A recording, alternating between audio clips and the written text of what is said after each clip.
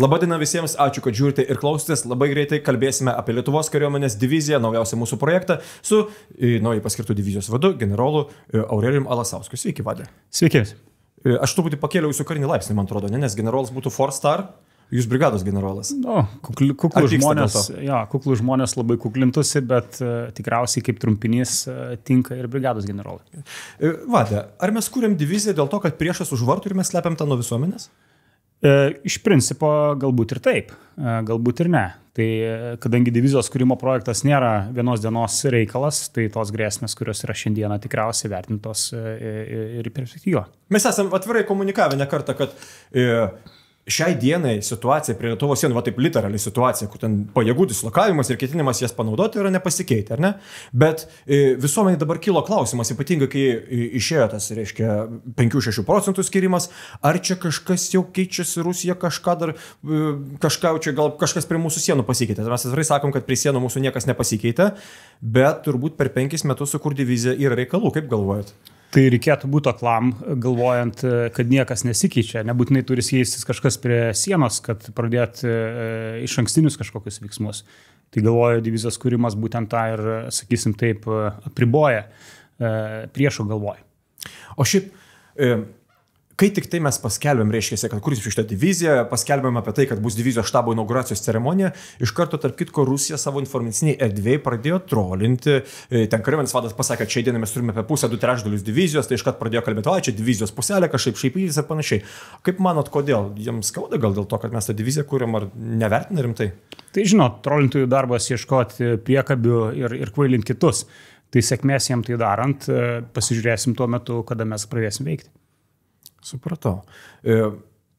Dabar paprastam žmogui, galvoju, mes dabar ilgai labai kalbėjome apie diviziją, įgalintoją, tą sudėtingą karinę terminologiją ir galvoju, pabandytume paaiškinti, kuo paprasčiau paprastam žmogui. Divizija, reiškia, gerai, tai mes turim dabar 1-2 brigadas kažkas tokio, susikursim matomai dar vieną, susikursim papildomų enablerių, dar pakalbėsim tinklaladės vėliau, kas yra tas enableris, kariškas žargonas mūsų. Ir kas pasikeičia apjungus tas brigadas po vienu skėčiu? Kas iš to? Žiūrėkit, iš principo pati brigada iš savęs ir taip yra karinis vienetas, kuris gali veikti tam tikroje aplinkoje. Bet pati savarankiškai šita organizacija neveikia. Tai jeigu mes tos brigados neparemsim ir informaciją žvalgybinę, ir artilerinę pagalbą, vadinkim, naikinant iki brigadai pasitinkant priešo karius, jeigu mes neužtikrinsim tos brigados išgyvenamumo teikiant ir papildant resursais, tai brigada veiks labai ribotą laiko tarpą. Ir tikriausiai dar vienas iš tų divizijos pagrindinių tikslų yra, kad ta brigada gebėtų sinchronizuotai veikti su kitais kaimyniniais vienetais. Tai pats brigados vadas vėl to iki galo savarankiškai užtikrinti negali, tai nėra jo pareiga ir tai nėra ta vieta, kuriam reikėtų blaškyti savo dėmesį. Tai divizijos vaidmuo šitoj roliai, sinchronizuojant, ar ne, ugnį, manevrą su priešakiniais kaiminiais padaliniais, užtikrant logistinę brigados išgyvenamumo dalį, pagrindiniai dalykai, ant kurių dirbam. Aha, tai mes tą brigadą iš principo, bet šiaip, pavyzdžiui, brigada teoriškai tai turi kažkokią artileriją, turi kažkokią žvalgybą, paleisdama po divizijos kepurę. Jinai gauna daugiau tų visų resursų, kaip skaičiais galim pasakyti. Dabar, pavyzdžiui, brigados žvalgyba mato kiek ten. Ir kažkada kalbėjom apie 10 km panašiai, ne kažkas tokio. Nenoriu nusišnekėti, nes to po to pradės mūsų trolinti komentaruose. Jo, galbūt ir 10, galbūt ir 20. Čia priklauso tikriausiai nuo pačios vietovės. Iki grado šūvio nuotolio, reiškia. Taip. Tai ir viskas gerai. Ir visa tai yra reikalinga pačiam brigados vadui priimti savo vidinius sprendimus, manevruojant, užtikrinant veiksmus tarp bataliono. Ar ne, įvelkant priešą jam nepatogią situaciją. Pati divizija visiškai kūrė kitokį paveikslą. Iš tikrųjų numato veiksmus 2, 3, 4, 5 dienom į priekį, ar ne?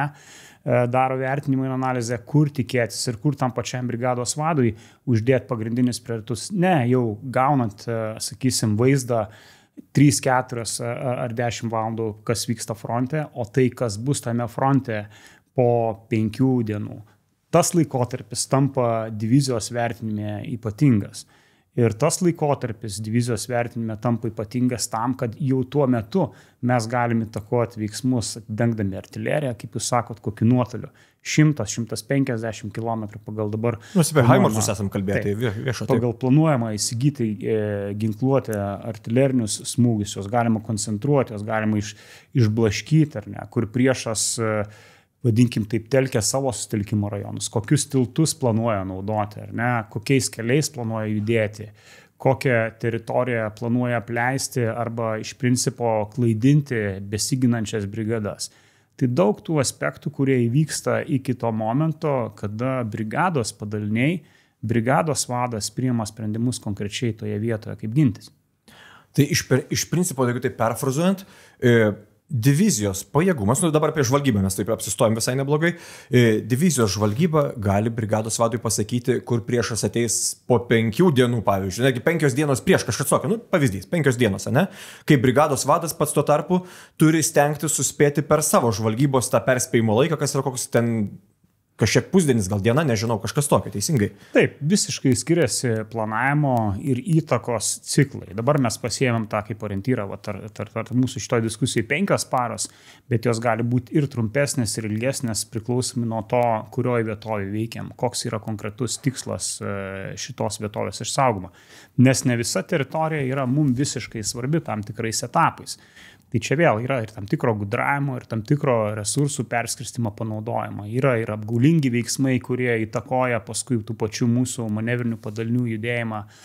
Tai daug aspektų, kurie galbūt paviršutiniškai žiūrint arba eilinio kario akimis žiūrint, jiem nėra svarbus, nes eilinis karys susiduria su priešu, ar ne, 100-400 metrų fronto ruožę. Ta prasme, jisai mato tiek, kiek mato jo tiesioginis ginklas, jis įtakoja tiek priešą, kiek prieš jį fiziškai ateina.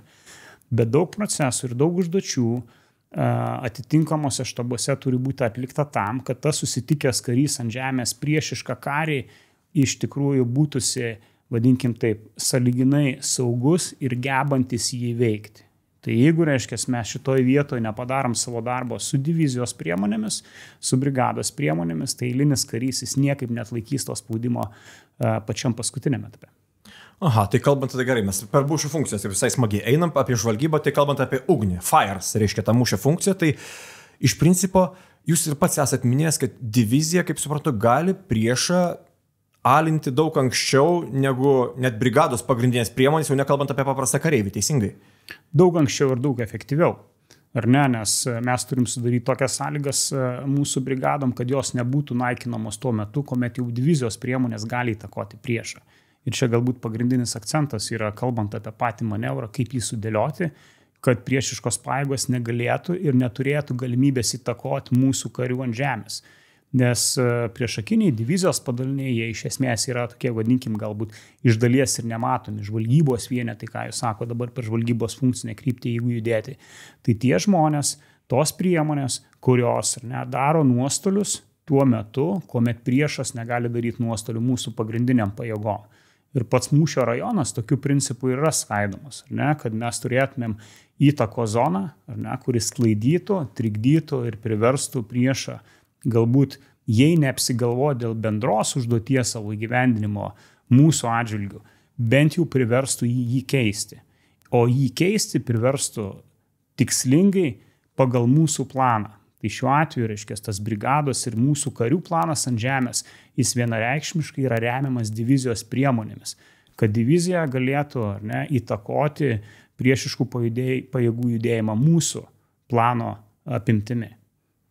Aha, tai čia toksai, reiškia vėl taip, supaprastinant, reiškia, iš principo divizijos buvimas reiškia, kad priešas, jeigu jis ateis iki mūsų kario, kuris mato 400 metrų, jis bus iš principo gerokai apipešiotas. Teisingai? Vienareikšmiškai, jis turi būti gerokai apipešiotas, nes jeigu mes to nepadarom, mes statome riziką patį gynybos sumanimą, patį gynybos pagrindinį principą, kaip mes turim ruoštis ir kaip mes turėtumėm kariauti.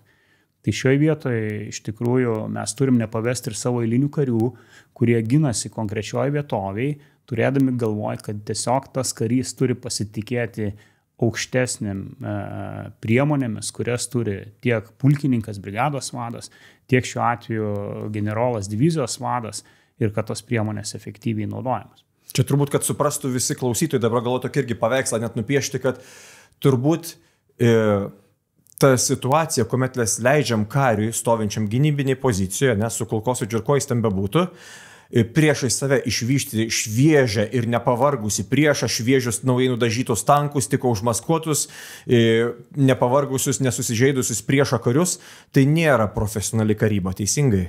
Vienareikšmiškai, nes priešas, kaip ir bet koks tikriausiai veiksmas, eina, vadinkim, taip paskaičiuotais laikais, terminais ir tikslais.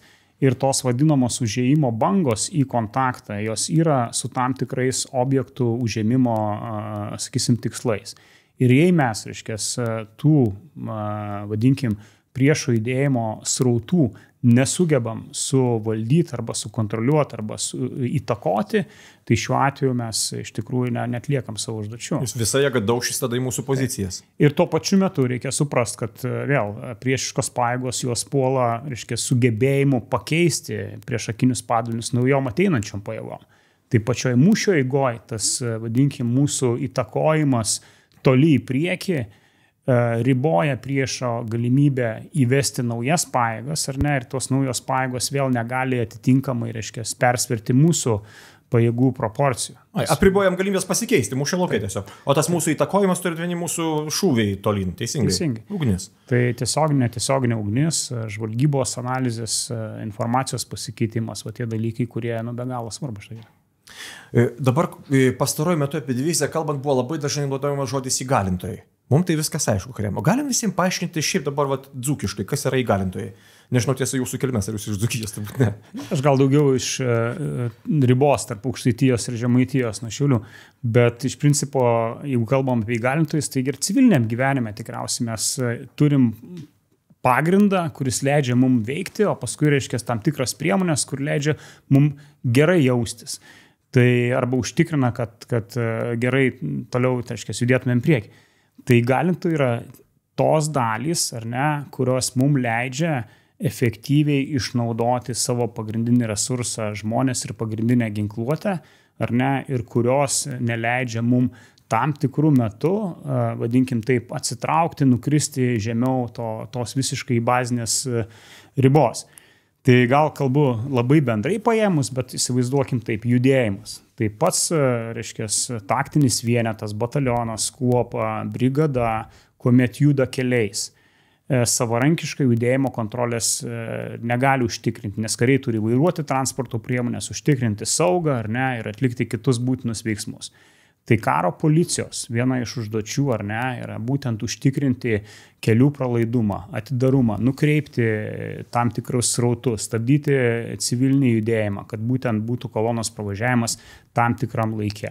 Tai čia karo policijos dalys. Jie gauna dabar įgalintojai karo policiją, taip? Aha. Taip. Jeigu kalbėtume apie medicinos dalį, ar ne, tai vėl yra medicinos suskirstyti tam tikras rūšies. Tai jeigu mes turim dalį medicinos integruotos į kuopos, bataliono, brigados struktūros apimti, tai pagrindinė antroji įgalintojų rūšis, kuomet mes turim karo lauko ligoninės arba kitokio tipo mediciną, kuri geba transportuoti mūsų sužeistus karius, juos atstatyti jau į, sakysim, užnugario dalį. Tai medicina gali būti susijęta tiek su civiliniu ligoniu įkorporavimu į patį gynybos planą, tiek rolė 2, kurie galėtų, reiškia, vykdyti tam tikros chirurginės operacijas jau kariam pasitraukus iš užnugario rajono, iš pagrindinio rajono.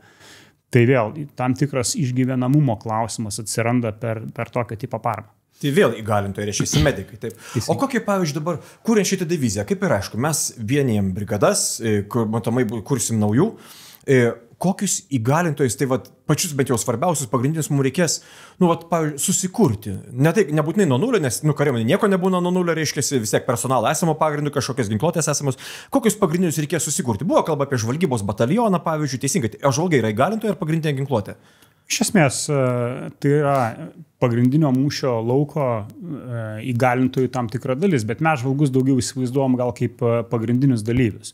Bet tikrai nėra, reiškia, jie atskirti nuo būtent tų priedų, prie kurių mes esam visiškai pririšti. Tai ta pati oro gynyba, turi stiprėti. Daug čia diskusijų kyla ir dėl tam tikrų dronų, ar ne, dalies. Taip. Tai ir tų dronų, kurie neša tam tikrus sprogmenis, ir tų dronų, kurie teikia tam tikrą informaciją patikdami vaizdą. Tai tie dalykai, tų priemonių integracija faktas yra, sakysim, taip tobulintina, žiūrint į priekį ir tas yra įtraukta ir į mūsų visus, sakysim, taip vystymo planus. Ką čia, karo policija paminėjau. Taip, inžinieriai, ko gero. Jo, paminėjau logistiką, mediciną, inžineriją. Reiškia, ta dar viena įgalintųjų viena iš pagrindinių rūšių, kuri užtikrina, kad priešas negebėtų laisvai judėti vietovę, dėl to, kad vietovė tam tikrus turi savo jau automatiškai apribojimus. Tai jie minuos, užminuos, atminuos teisingai. Taip. Tai mes kalbam apie tiltus, galbūt tam tikrus sugrivimus, jeigu jie visiškai būtų įtakoti mūsų operacinių tikslų. Tai vat šitie pagrindiniai galintojai, kurie leidžia tikriausiai mums jaustis pakankamai ramiai, jeigu jie visi yra veikiantis operacijų. Aha, tai iš principo mes dabar kuo puikiausiai atrodo priėjom prie vietos, kur pradeda aiškėti, kam reikia pinigų. Nes čia irgi vėl, tai nėra kariuomenės klausimas iš principo, nes mums reikia resursų, mes juos gaunam, juos parūpina politinė vadovybė, reiškia, suranda iš kur paimti tas lėšas, reiškia, ir įgyja tas priemonės, kurias karinio patarimo būdu suvaikšto, reiškia, ir gauna kariuomenė.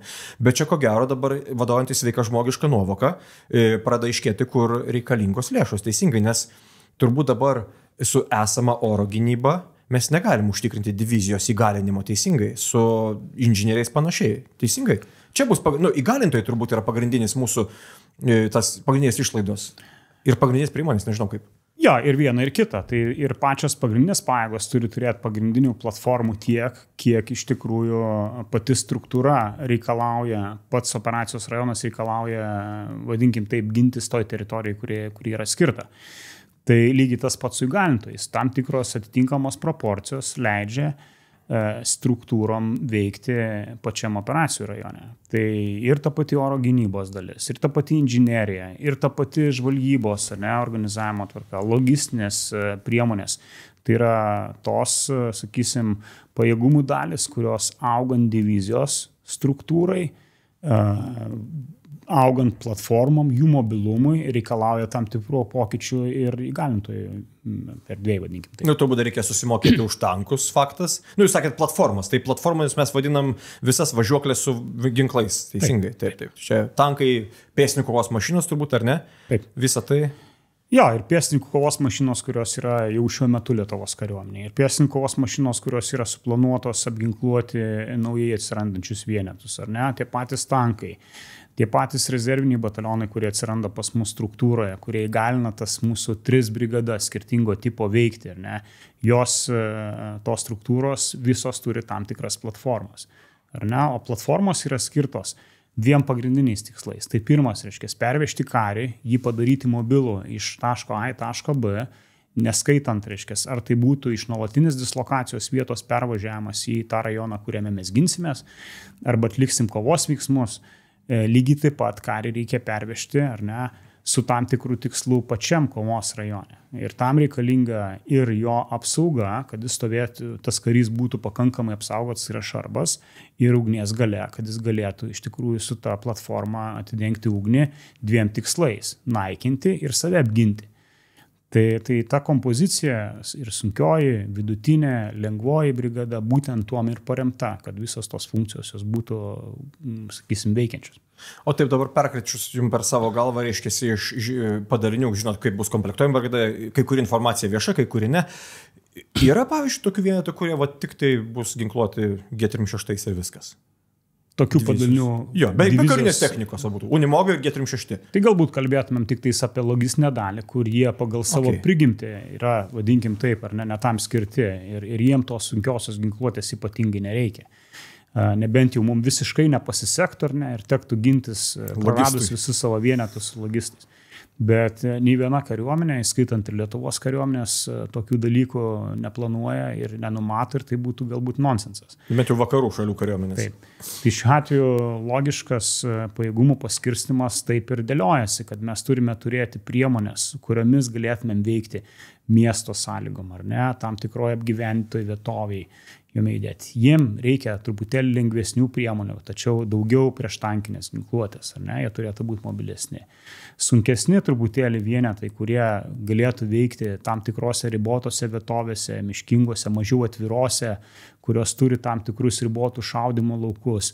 Tai ta vidutinio lygmens kovinės galios paskirstimas, ar ne, jis daugiau nukreiptas į tą apimtį struktūros. Ir aišku, sunkioji technika, tankai, pačios jau kovos transporto priemonės, kaip tas CV-90, dabar apie tai daug girdim tikriausiai.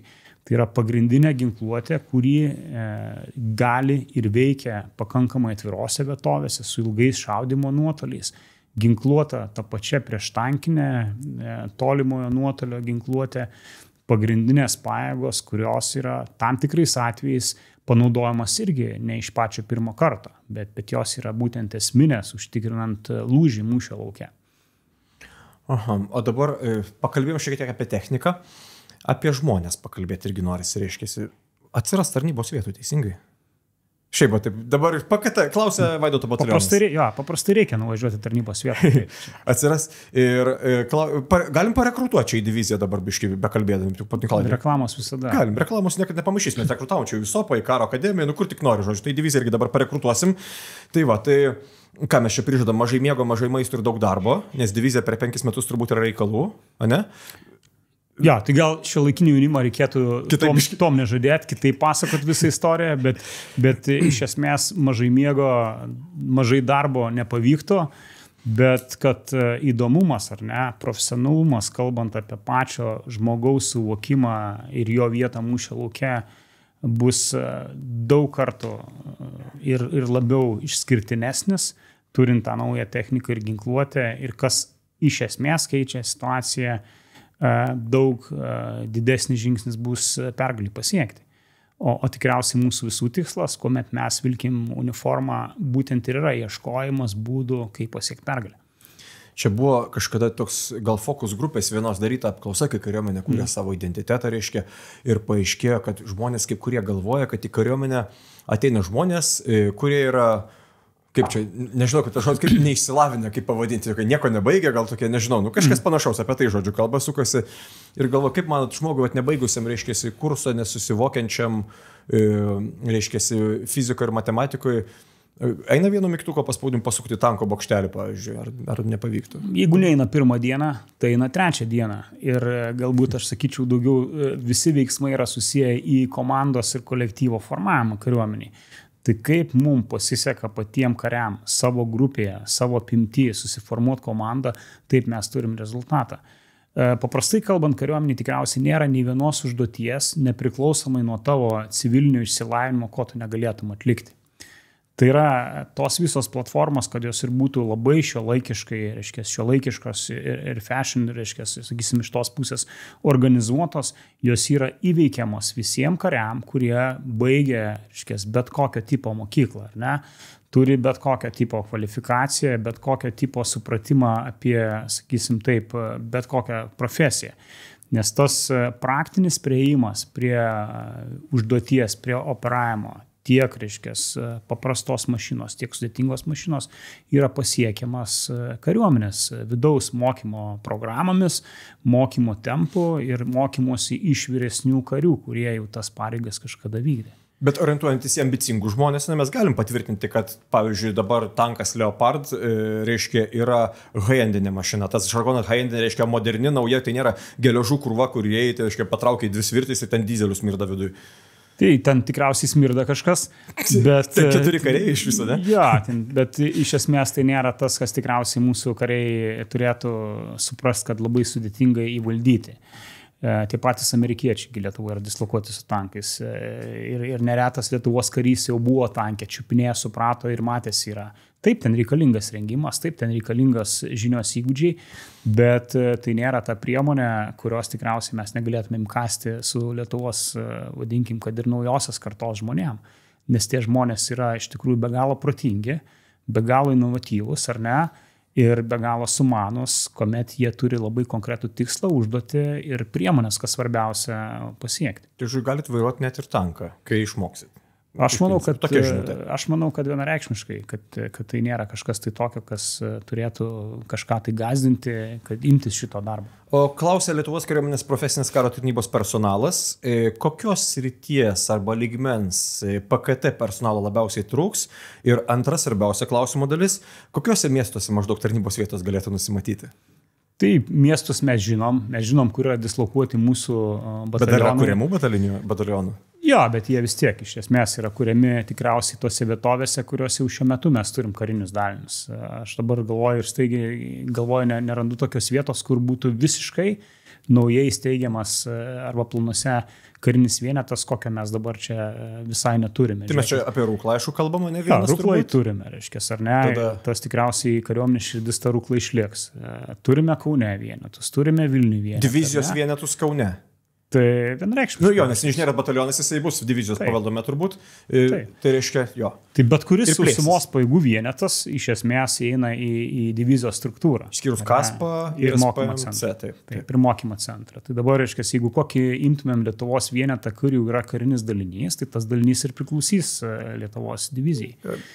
Bet žiūrint matematiką, pavyzdžiui, Vilniuje daugiausiai gyventojų, visiems labai, sakė Vaidoto Batalionovas, kad nėra problemų užsipildyti ant PKT, esant Vilniuje dislokuotam. Vilniuje bus daug vienetų, ar ne? Provokacinis klausimas. Jo, provokacinis klausimas, bet atsakymų iš manęs neslauksit. Tai bus vienetai tie, kurie nuspręs karinė vadovybė, kad būtų. Bet jeigu kalbam, reiškia, apie profesinės karo tarnybos karius, kur reikėtų rinktis savo tarnybos vietą ir ar dabar pradinėme etape jų tarnybos kaip kario labai turėtų jiem tai rūpėti, gal aš atsakysiu paprastai. Ir man tampant leitenantu, tarnybos vieta kai kuriem kariam tuo metu atrodė labai nepatraukli. Rūkla, 26 metai, ar ne? Tai tuo metu nei transporto priemonės savarankiškos neturėjau, ar ne, kaip atvažiuoti. Tada muštynių Rūkloj būdavo turbūt. Daug dalykų būdavo. Ir daug gerų dalykų iš tikrųjų būdavo. Bet ką aš noriu gal pasakyti, kad kol tu esi jaunas, ar ne, kol tu turi energijos, kol tavo gyvenimas iki gal nesuformavęs, kol tu nenusprendęs, kurioj tu aplinkoje nori būti, tai tie Lietuvos kariuomenės siūlomi kontraktai po 2-4 metus su galimybė pratęsti, už pratęstą kontraktą papildomos tam tikros ir finansinės lėšos skiriamos. Tai yra ta galimybė jauniems žmonėms pamatyti tą pačią Lietuvos geografiją, patarnauti skirtingose Lietuvos vietose ir tai kartais, žinoma, važinėti reikia iki tarnybos vietos. Bet realiai tai vėl sudaro sąlygas auginti savo vidaus branduolį, ar ne, stuburą, nuo kurio paskui gali atsispirti ir turėti daugiau patirties. Ir aš siūlyčiau nebijoti ir to važinėjimo po valandą plus į tarnybos vietą, nes ir mūsų didžiuosiuose miestuose, ar ne, važinėjimas į tarnybos vietą apima, jeigu ne valandą, tai labai panašų laiko tarpą. Ir jeigu, reiškia, išvažiuoji, kaip pavyzdys Vilniuje, ar ne, reiškia, į tarnybos vietą apie 7 ryto, tai būni tikriausiai prieš 8. Tai vertinant dabar mano paskirimas į Rūklą, gyvenu Vilniuje, nuvykimas be 15, 7, 8 tarnybos vietoj. Taip, tai gal neturėtų būti vėl žmonėms pagrindinis akcentas vengti to važinėjimo, bet tuo pačiu metu tai sudarytų jam sąlygas perspektyvoje tarnauti, kuris jisai nori su tuo branduoliu, kurį užsitarnavo būtent kariniam daliny. Na, aš visi kariai visą laiką labai mielai priima kelionės išlaidų kompensacijas ir jų didinimus, irgi su džiaugsmu visada. Jo, gal mes ir patys daugiau žiūrim labai tokį trumpalaikį laikotarpį, metai, 2, man nepatogu, sunku, bet kiekvienas žmogus iš savęs jis neįvertina tos naudos, kurį jis gauna kaip pilietis, kaip žmogus 10 metų, ar ne, perspektyvoje. O laikrodį atsukti, ar ne, ir tą patirtį gauti paskui jau gyvenimui pasisukus, sakysim, į dešinę, tampa sudėtingiau, jeigu praleidai būtent tą bazinę galimybę. Nu ką, galim dar artėjant jau prie antros pusės, reiškia, pakalbėti apie divizijos taip visiškai būti techninius, taktinius duomenis. Va tai, skaičių šiek tiek ir panašiai, apie kokius mes jau galim kalbėti. Kiek karių? Esame jau sakė iš tikrųjų viešai. Jo, reikia pasakyti, kad pati divizija sudarys apie 20 000 personalą. Pati struktūra divizijos apims mišraus vieneto apimti. Tai yra profesinės karo tarnybos kariai, kurie skyla į 4 kategorijas. Tai yra eiliniai, puskarininkai ir karininkai. Tai va ta visa grupė sudarys iš tikrųjų pagrindinę vadovaujančio ir sunkiosios ginkluotės valdymo tų technologijų, kurias užima laiko įsisavinti apimti. Toliau mes kalbam apie privalomosios pradinės karo tarnybos karius. Tai tie žmonės, kurie per tuos, vadinkim, dabartinius 9 mėnesius, ar ta tarnyba būtų ilgesnė ar trumpesnė po tam tikrų sprendimų perspektyvoje, jie užimtų tas pareigas, kurios leidžia tai profesinės karo tarnybos karių daliai išpildyti jau kolektyvinio rengimo reikalavimus, kad susiformuotų kolektyvas iki būrio, kuopos, bataliono ir tas kolektyvas per tą papildomą 4-6 mėnesių laikotarpį, kuriame jie veikia kartu su profesinės karo tarnybos kariais, tamtų efektyvus. Na ir mes turime rezervo karius, kurie iš principo yra parengti, apmokyti, tik atnaujina tam tikras žinias ir papildo karinius vienetus iki 100% užpildymo, kas leidžia pilnavertiškai veikti visam vienetui. Ir ta rezervo karių integracija iš tikrųjų pačioje toj divizijos sistemų ir toliau bus stiprinama, kad divizija iš esmės veiktų 100% pajėgumu. Tai va, tos, sakysim, 3 sudėtinės dalis, kurios leidžia pačiai organizacijai išpildyti pagrindinius reikalavimus. O iš ginkluotės, jeigu tai perbėgam nuo sunkiausio iki mažiausio, kas jau daugmaž buvo sakyti ir viena, kuris dar nebuvo sakytas. Jo, nežinau, kuri nebuvo sakyta, bet iš principo vėl pagrindinė ginkluotė susijusi su tais reikalavimais, kurie leidžia mums, sakysim, įtakoti priešą. Tai yra HIMARS sistemos, ne artilerija. Tai yra trumpesnio nuotolio Panzerhaubicos, kurios mes turime jau ir šiuo metu veikia. Tai yra dar šiek tiek trumpesnio nuotolio Cezar sistemos, kurios leidžia įtakoti ir artimiame mūšyje. Tas žodis geras - įtakoti. Jo. Apdaužyti gerai reiškia.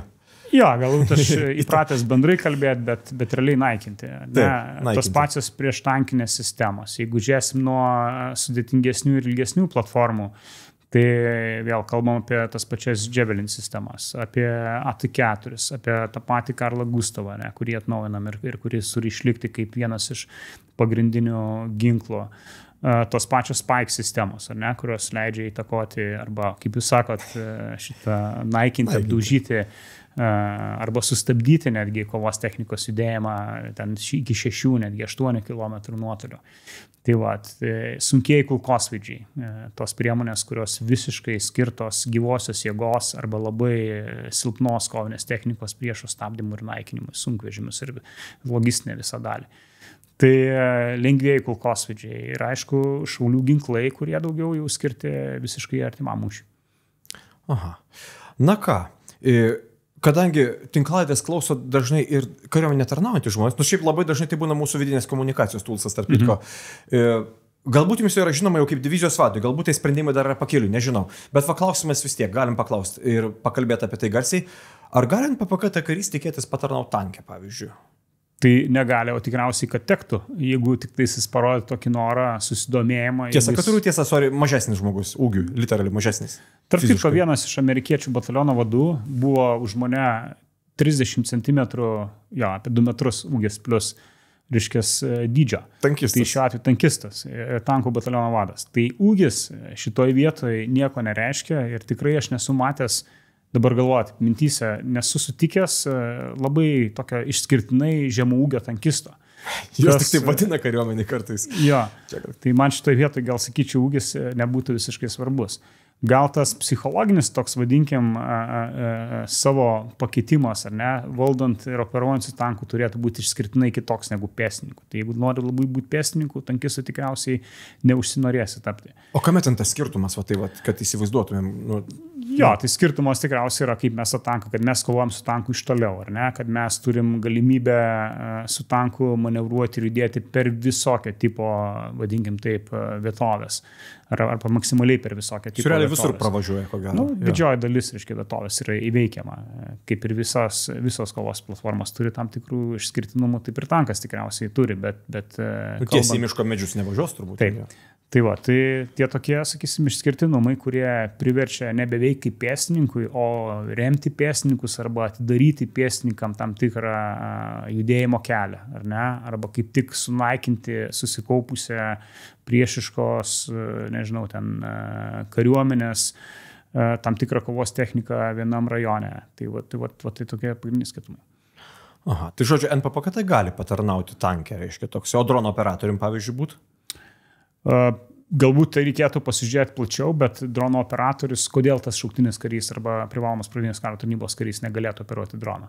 Tai nematyčiau tokio apribojimo. Klausimas tik tais yra visą laiką, kokiuose padaliniuose tai bus ar ne, kaip struktūriškai bus sudėliota ir tada bus aiškiai apimtis. Okay. Nu ką, paskutinis klausimas.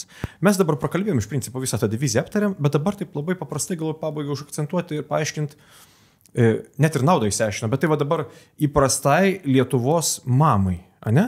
Kas jai iš to, kad Lietuvos kariuomenė su savo 5,6% investuotais į divizijos kūrimą iš esmės, kas tai mamai iš tos mūsų divizijos?